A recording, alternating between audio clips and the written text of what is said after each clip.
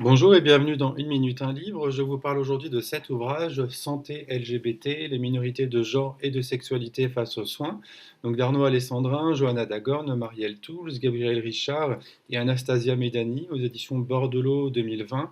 Alors on précise de suite, on est bien en 2020, on contextualise, on situe ici, car depuis, effectivement, certaines choses ont pu évoluer ou pas d'ailleurs, mais en tout cas, voilà, c'est important de recontextualiser le document. Alors tout d'abord, merci à Arnaud pour l'envoi. J'ai ouvert des réceptions, cette version PDF, au départ pour consulter le sommaire et au final, je l'ai lu d'une traite. Alors en effet, la logique progressive du document fait que l'on souhaite prendre connaissance de toutes les contributions de l'ouvrage, fruit d'un colloque. Alors de manière générale, on s'intéresse à la question suivante: comment déshétérosexualiser la santé, ou encore comment penser les corps oubliés par les pouvoirs publics et par la recherche. Et dans ces corps minorisés transparaissent, on le sait, les fantasmes de l'infamie, de la maladie, de la contamination, de la contagion, notamment à l'image du fameux cancer gay. Alors, je voulais citer notamment le récent rapport de la Défenseure des droits, qui est au final en fait assez proche des tendances du document, avec l'idée du trop près du diagnostic, trop loin du soin, pour citer Médani.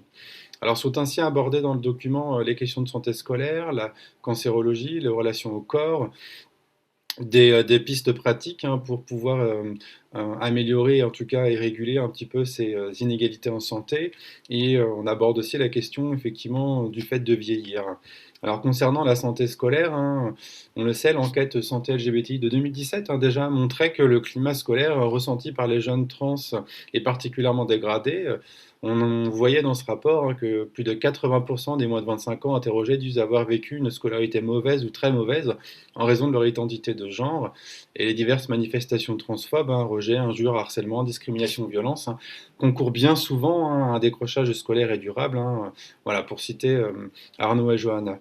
Alors pensons à ce qu'on appelle la vulnérabilité créée des élèves LGBTQIA+, notamment via le travail de Gabriel Richard et Clément Reversé. Alors les sociologues expliquent que 95,1% des jeunes rapportent que leurs besoins ne sont pas abordés par les contenus d'apprentissage, quels qu'ils soient, y compris lors des séances d'éducation à la sexualité.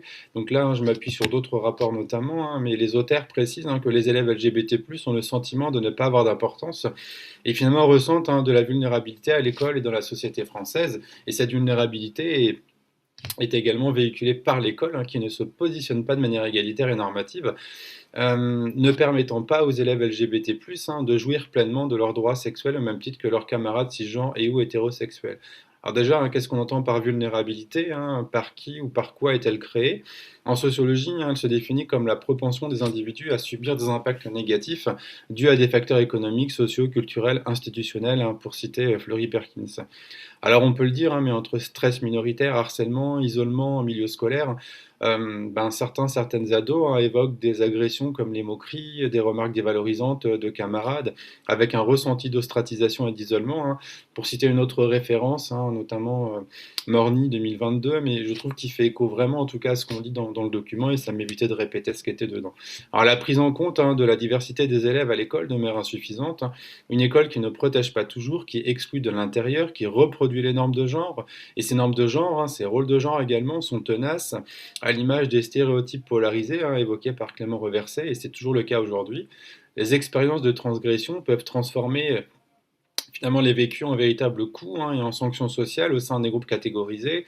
Les élèves dits gender variants ne sont pas des personnes transgressives, mais plutôt des genders créatives qui ont un potentiel sur l'école et la société. Je cite celui d'influencer, voire de modifier par leurs expériences genrées et scolaires les normes de genre au sein de l'école du rose et du bleu.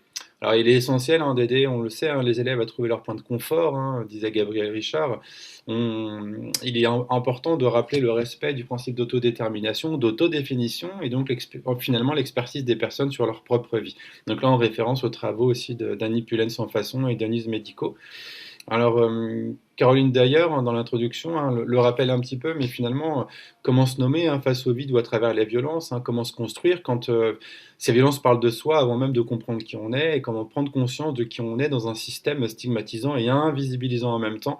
Voilà, donc concernant par ailleurs, le cancer, Éric Dugas explique que la santé est un concept protéiforme qui évolue au rythme temporel des individus, des sociétés et des cultures, tout en étant associé aux avancées de la connaissance scientifique. Alors, au regard des inégalités de santé, des discriminations, des silenciations, des invisibilisations, de la normativité des soins, des impensés, des discours dominants, des inconforts, des malaises, queeriser le cancer devient un impératif face à la société qu'on appelle la société du mépris, pour citer le travail d'Honnête. Alors, dans ce cadre, les besoins de soutien sont essentiels au regard des facteurs de stress externes et internes et des conduites à risque prévalentes. Trois questions de recherche se posent. Comment les perceptions du risque cancer sont-elles distribuées à l'intérieur de la communauté LGBTI? Dans quelle mesure et de quelle façon les discriminations et la charge émotionnelle afférente paramètrent-elles l'expérience de la maladie au sein des minorités sexuelles? Et enfin, quels sont les besoins de soutien et comment se différencient-ils finalement?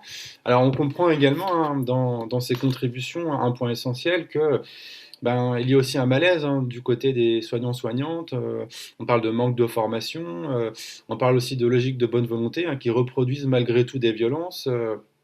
On observe aussi des inégalités territoriales d'accès aux soins et on parle évidemment du rôle des associations comme intermédiaires indispensables, bien évidemment. Alors ensuite, le troisième point concernant les corps, on retrouve toujours cette question de stigmate. Le travail d'Hoffman est cité régulièrement. Donc la question aussi des normes, des scripts, la condamnation de CELE et Ciel qui n'y répondent pas, sans oublier tous les jugements dès qu'effectivement on évoque ces questions de corps et finalement d'intervention sur son corps. Alors, quelle stratégie adopter dans tout ça? Que se passe-t-il entre la condamnation et la conformisation aux normes? Là, je cite, mais l'analyse du discours des internautes laisse penser que les normes de genre et de sexualité ne passent plus pour des contraintes une fois qu'elles sont instrumentalisées au nom du bien-être.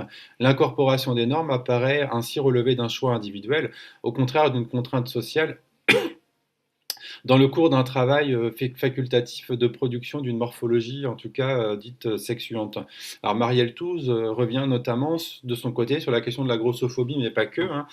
Je cite du coup son travail. Cette assignation à la minceur, diffusée à grand renfort de médias, semble donc s'étendre au-delà d'une préoccupation esthétique pour toucher d'autres corps en fragilité ou susceptibles de l'être. On remarque également que la proportion de personnes se souciant régulièrement d'ailleurs de leur poids concerne essentiellement les hommes gays. Donc on revient toujours sur cette question de normativité, de rôle de genre, de normes, enfin, effectivement la manière dont on doit performer en tout cas le genre. On aborde également la thématique des dégoûts, qui n'est pas régulièrement abordée. On le retrouve aussi dans le travail avec Arnaud. Alors je cite également, mais les figures du dégoût peuvent prendre des formes multiples, comme celles liées à l'expérience des corps gros, des corps trans, mais aussi des corps migrants. La notion de la figure du dégoût renvoie à une polyphonie de sens qui permet de mettre en lumière les tensions autour des corps considérés hors normes. Donc là encore, 2025, bientôt 2026, voilà, ce paragraphe est tout à fait d'actualité. En tout cas, on le rencontre bien dans les établissements scolaires où la grossophobie est extrêmement prégnante d'ailleurs. Alors ensuite, on arrive sur la partie finalement de on fait quoi? Alors on repense le rôle de l'école, de l'éducation au respect. En 2020, on voyait bien qu'il y avait des choses à faire. Là, le travail des chercheuses implique bien la nécessité d'agir à l'école. On voit que le travail est encore assez long. Et d'ailleurs, depuis ce texte sont sortis la circulaire de 2021 et le programme EVARS, avec l'idée notamment de mieux accompagner les jeunes trans et non-binaires, de prévenir les violences de genre, de mieux penser le genre, le soutien, l'intégration sociale. L'accompagnement extérieur, d'ailleurs, peut être pensé comme une aide à l'exploration de son genre et non une démarche pathologisante, je précise aussi. Voilà, on revient aussi sur le rôle de la formation. Des expériences sont présentées aussi en fin d'ouvrage. Sans oublier de visibiliser aussi les personnes seniors LGBT+, souvent oubliées. Alors l'entretien notamment avec l'asso Grey Pride est particulièrement éclairant et on voit que les choses finalement évoluent encore assez peu depuis 2020, donc il reste quand même des choses à faire, même si les choses avancent et que les contributions en tout cas sont toujours riches, en tout cas d'année en année. Voilà. Donc je vous invite en tout cas à découvrir l'ouvrage en intégralité, c'est extrêmement riche, alors certes de 2020, mais encore finalement actuel sur de nombreux points. Et l'idée, c'est de réactualiser en tout cas ce qui doit l'être à la lumière voilà, de 2025-2026 avec les publications actuelles, voire les prochaines. Voilà, je vous souhaite une bonne lecture et une bonne découverte.